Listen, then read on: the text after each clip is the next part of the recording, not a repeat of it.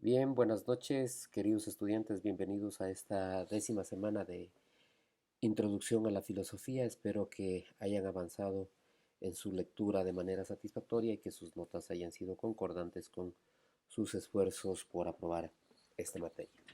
Esta semana nos corresponde estudiar el movimiento de la Ilustración y luego terminaremos con Immanuel Kant. Para entender un poco el movimiento ilustrado, quisiéramos poner de relieve 5 aspectos importantes que Jostein Gardner también lo cita en su libro, que son el hecho de la rebelión contra las autoridades, el racionalismo, la idea de ilustrar, el optimismo cultural, la vuelta a la naturaleza, el cristianismo humanizado y los derechos humanos. En el primer punto de la rebelión con las autoridades, los ilustrados, influenciados por Locke y su filosofía política, comenzaron a atacar a las viejas autoridades que gobernaban para ese momento Francia. Pensaban que era muy importante adoptar una postura escéptica ante todas las verdades heredadas.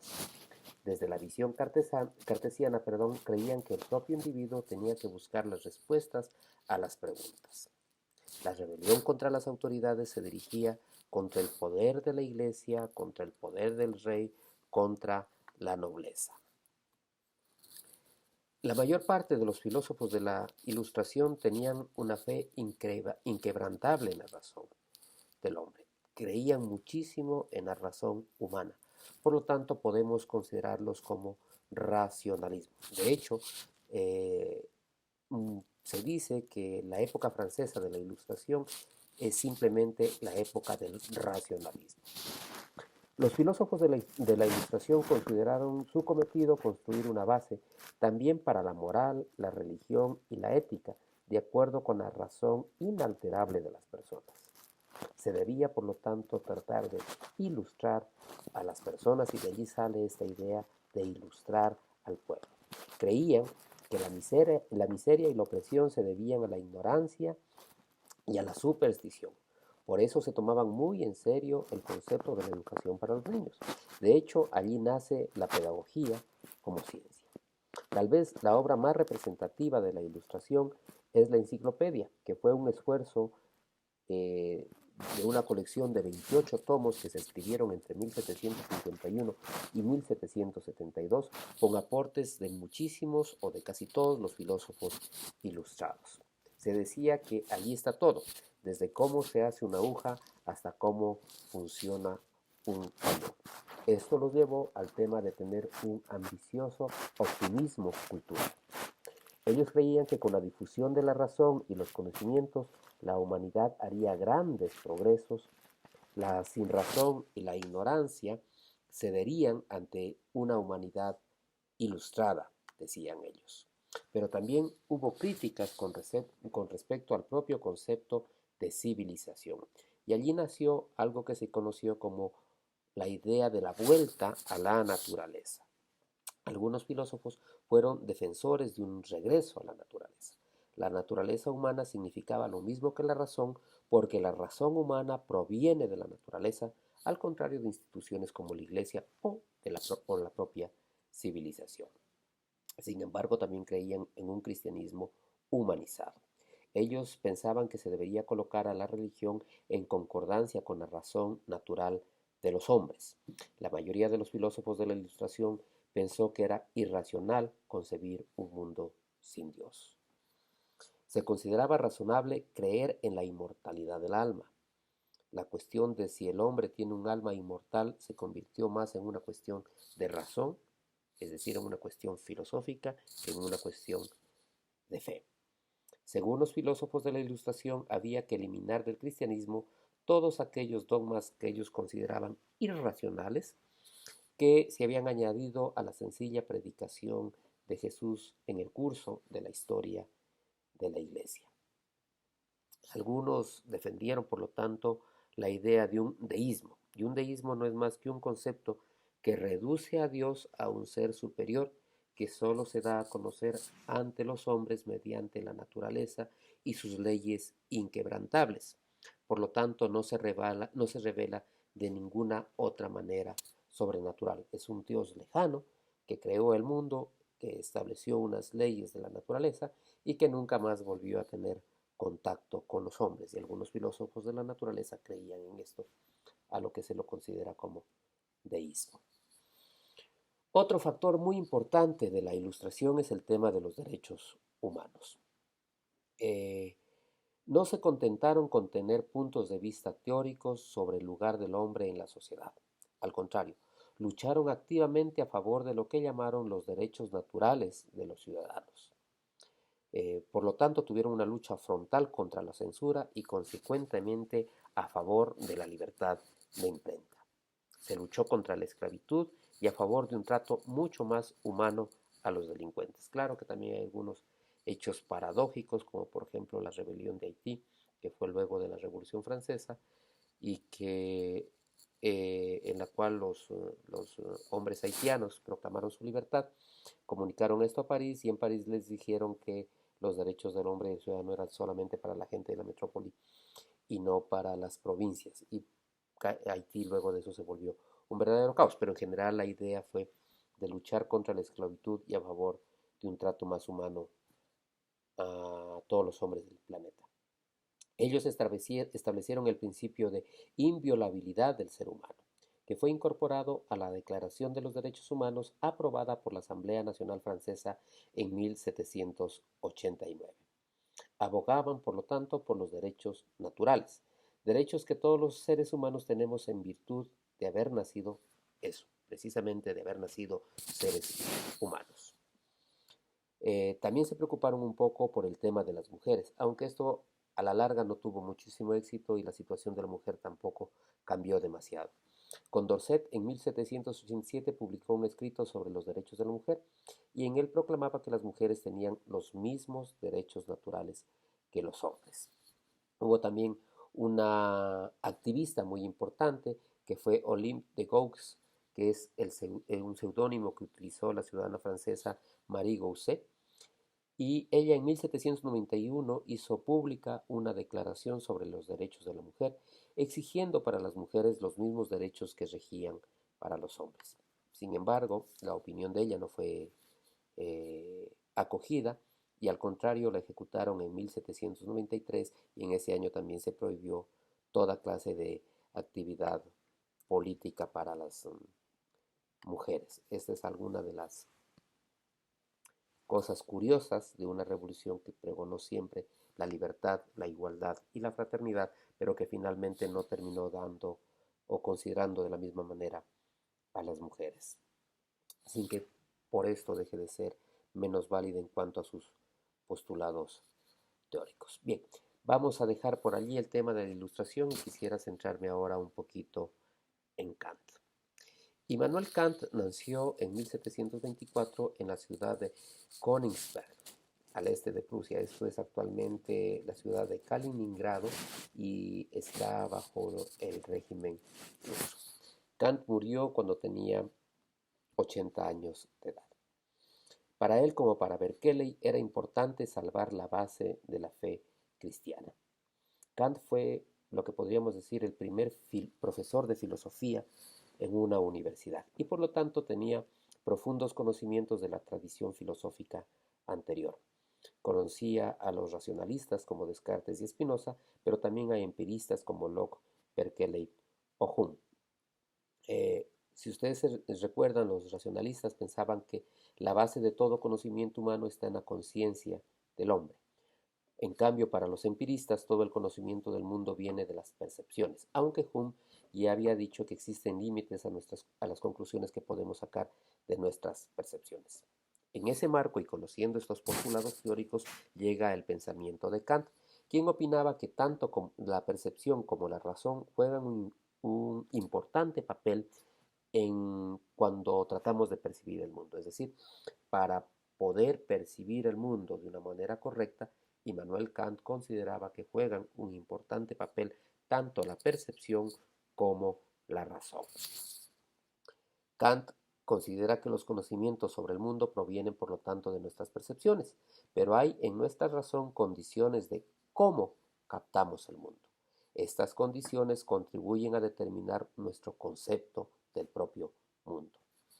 Lo que vemos es exógeno al ser humano, evidentemente, pero el cómo lo vemos es una cuestión endógena al ser humano y está relacionada con muchísimos factores desde nuestro ambiente cultural, nuestra crianza o nuestra propia formación a lo largo de la historia.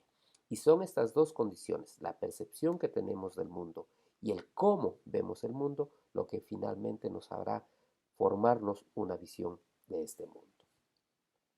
Todo lo que vemos y percibiremos es un fenómeno que se da básicamente en dos dimensiones, en el tiempo y en el espacio. Y tiempo y espacio para Kant son las dos formas de sensibilidad del hombre y son anteriores a cualquier experiencia. Antes de experimentar cualquier cosa, lo captaremos como un fenómeno en el tiempo y en el espacio. No podemos nunca dejar de lado a nuestra razón. Es decir, nosotros todos los fenómenos los captamos en base a esas dos dimensiones, en un determinado momento y en un determinado lugar. Y ese determinado momento y ese determinado lugar establecen condiciones para que la razón capte los fenómenos de una determinada forma. Para Kant, el tiempo y el espacio son cualidades de nuestra razón y no son cualidades del mundo, es decir, son cualidades que pertenecen a nuestra constitución humana. El tiempo y la razón son para Kant, el tiempo y el espacio, perdón, son para Kant cualidades innatas al ser humano. Claro, él creía que la conciencia no recibe pasivamente las sensaciones desde afuera. Al contrario, contribuye a formar nuestro concepto del mundo. La ley causal rige siempre de manera absoluta porque la razón del hombre capta todo lo que sucede como una relación de causa y efecto. Para Kant, no podemos saber nada seguro de cómo es el mundo en sí. Solo podemos saber cómo es el mundo para mí, es decir, la separación entre la cosa en sí y la cosa para mí. Y quizás este fue su mayor aporte al pensamiento filosófico. Por lo tanto, no podremos saber del todo cómo son las cosas en sí, solo podemos saber cómo las cosas aparecen ante nosotros. En cambio, antes de cada experiencia podemos decir algo sobre cómo las cosas son percibidas por la razón de los hombres. Si ustedes recuerdan, Hume había señalado que no podemos percibir ni probar las leyes de la naturaleza. Esto inquietó a Kant, pero él pensaba que sería capaz de señalar la absoluta validez de las leyes de la naturaleza, mostrando que en realidad estamos hablando de las leyes para el conocimiento humano. Para Kant, las condiciones externas son el material del conocimiento y las condiciones internas son la forma del conocimiento. Es decir, si yo cojo este teléfono celular, las condiciones externas serán el material, pero lo que tenga en la razón, es decir, las condiciones internas, serán la forma que yo le dé. Si yo no tuviera algo en la razón, podría decir que esto es una carcasa de un plástico, pero como tengo algo en la razón, sé que esto es un teléfono celular y sé cómo funciona y que tiene una pantalla táctil, etc. Es decir, la conclusión de las condiciones externas, que son el material de las cosas, y de las condiciones internas, que son la forma del conocimiento, es lo que nos produce un conocimiento más o menos cercano o más o menos razonable sobre lo que estemos tratando. En cambio, en cuanto a las cuestiones fundamentales, Kant creía que la razón opera fuera de los límites del conocimiento humano. Es decir, cuando pensamos en temas como si el universo es eterno o en temas como Dios, decía Kant que estas cosas operan fuera de la razón humana y por lo tanto no tienen cómo apoyarse en la percepción. Desde esa perspectiva, él creía que dos puntos de vista pueden ser igualmente probables partiendo de lo que nos pueda decir simplemente la razón, porque no tenemos ninguna capacidad de apoyarnos en la percepción. Entonces, allí Kant creía que la razón no puede emitir juicios seguros en cuestiones como la eternidad del universo o sobre si la libertad es una de las cualidades más importantes del ser humano o todo lo que nos ocurre está de acuerdo con las leyes de la naturaleza como pensaba Spinoza o pensaban los propios estoicos. Porque si todo lo que nos ocurre está predicho si está en función de las leyes de la naturaleza, entonces no somos libres. Y en cambio, si somos libres, las cosas no están dichas de antemano y allí realmente no hay ningún punto de apoyo en la percepción y solamente podemos basar en lo que nos diga la razón. Ahora, como allí quedan algunos puntos vacíos, él creía que donde fracasan la experiencia y la razón, surge un vacío que solamente puede llenarse con la experiencia religiosa. Y allí entra su gran aporte también a la religión. Porque para Kant es necesario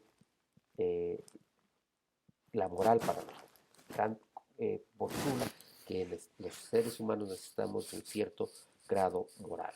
Para la moral de los hombres se necesita suponer que el hombre tiene un alma inmortal, que hay un Dios y que los seres humanos tenemos libre albedrío. Es decir, la moral humana necesita de tres supuestos necesarios: alma inmortal, existencia de Dios y libre albedrío. Y él postuló estas cosas. Recordemos que postular significa afirmar algo aunque no lo podamos probar. Por lo tanto, estos fueron tres postulados fundamentales para la ética kantiana. Estos postulados son algo que hay que afirmar para la práctica del hombre, es decir, para la moral. Es moralmente necesario, decía Kant, suponer la existencia de Dios. Kant creía que no podía haber un desarrollo moral del ser humano si no creíamos en Dios. Entonces, a partir de ello, él empieza a desarrollar su propia ética. Recordemos que para Hume no se puede probar lo que es bueno o lo que es malo, porque lo del es no podemos deducir lo que debe ser. En cambio, para Kant, la diferencia entre el bien y el mal es algo verdaderamente real. Todos los seres humanos sabemos lo que está bien y lo que está mal. Y lo sabemos no solamente porque lo hemos aprendido, sino porque es inherente a nuestra propia mente. Según Kant, todos los seres humanos tenemos una razón práctica, es decir, una capacidad de razonar que en cada momento nos dirá lo que es bueno y lo que es malo en términos morales. Y esta capacidad para distinguir entre el bien y el mal es tan innata como las demás cualidades de la razón. De la misma manera que todos los seres humanos tienen las mismas formas de razón, por ejemplo, el que percibamos todo como algo determinado causalmente, todos tenemos también acceso a la misma ley moral universal. Kant formuló la ley moral como un imperativo categórico, con lo cual quiso decir que la ley moral es categórica, es decir, válida en todas las situaciones. Es un imperativo, es decir, es preceptiva o completamente ineludible. Y allí formula el imperativo categórico de diversas maneras. En primer lugar, siempre debes actuar, dice Kant, de modo que al mismo tiempo desees que la regla según la cual actúas pueda convertirse en una ley general. En segundo lugar, siempre debes tratar a las personas como si fueran una finalidad en sí mismo y no solo como un medio para otra cosa. La regla de oro expresa lo que Kant llama ley moral. Nunca hagas a otros lo que no quieres que te hagan a ti. Y a partir de eso nace lo que se conoce como una ética de la obligación. Cuando Kant describe la ley moral, es la conciencia del hombre lo que describe. No podemos probar lo que nos dice la conciencia, pero de todas maneras sabemos lo que nos dice. El acto moral se produce cuando hacemos algo pensando que es nuestra obligación cumplir la ley moral. Por ello, a esta ética de Kant se la conoce o se la puede denominar como la ética de la obligación. Pero también hay otra forma de conocerla que es la ética de la intención. Es decir, si actuamos con una actitud correcta, es la actitud lo que decide si se trata o no de un acto moral. Las consecuencias del acto no son decisivas, sino la actitud con la que asumimos el acto. A esto, por lo tanto, es lo que habíamos dicho que se denomina ética de la intención. Aunque estamos expuestos a las leyes causales, somos seres dotados de razón, decía Kant. Es decir, aunque sabemos que hay una relación de causa-efecto, nosotros nunca podemos abandonar nuestra razón. Cuando cumplimos con nuestra razón práctica, que hace que podamos realizar elecciones morales, entonces podemos decir que tenemos libre albedrío. Cuando nos doblegamos ante la ley moral, somos nosotros mismos los que creamos la ley por la que nos guiamos. Y allí encontramos la verdadera libertad, porque la ley moral no la imponemos nosotros mismos, no necesitamos que otro nos la imponga y somos libres para respetarla. Esa ley moral nos concede, por lo tanto, libre albedrío. Uno se puede volver esclavo de muchas cosas, pensaba Kant, incluso de su propio egoísmo. Se requiere independencia y libertad para elevarse por encima de los deseos de uno. Tenemos, fíjense ustedes qué cosa tan maravillosa, que dejar de ser esclavos de nuestras pasiones. Los seres humanos muchas veces nos dejamos esclavizar por nuestras propias pasiones. En el epitafio de Kant pone una cosa muy bonita, dice: el cielo estrellado encima de mí y la ley moral dentro de mí son para mí pruebas de que hay un Dios encima de mí y un Dios dentro de mí. Es decir, no importa quiénes somos, importa qué somos. Vamos a dejar por aquí esta clase que ya se ha alargado un poco y les pido que para la siguiente semana preparemos 3 temas: el romanticismo, Hegel y Kierkegaard. Muchísimo ánimo, que estamos próximos a terminar este semestre y vamos por la senda correcta. Muchas gracias.